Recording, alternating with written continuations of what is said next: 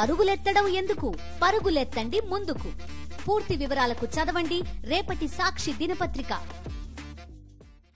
తమిళనాట మరో కొత్త పార్టీ పురుడు పోసుకుంది. ఈసారి దళపతి విజయ్ రాజకీయాల్లోకి అడుగుపెట్టాడు. తమిళగా వెట్రి కళిగం పేరుతో విజయ్ పార్టీని స్థాపించాడు. ఇప్పుడు ఆ పార్టీకి సంబంధించిన జెండాను ఆవిష్కరించాడు.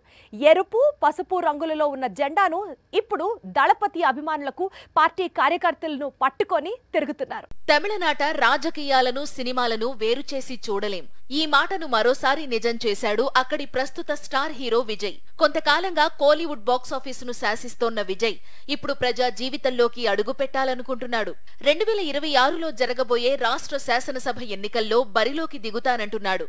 అందులో భాగంగానే ఫిబ్రవరిలో పార్టీ పేరును అనౌన్స్ చేశాడు. ఇప్పుడు జెండాను ఆవిష్కరించాడు. ప్రస్తుతం గోట్ అనే మూవీలో విజయ్ నటిస్తోన్న సంగతి తెలిసిందే. ఈ సినిమా తరువాత వినోద్ అనే మరో యువ దర్శకుడితో కెరీర్లో చివరి చిత్రం చేయబోతున్నాడు విజయ్.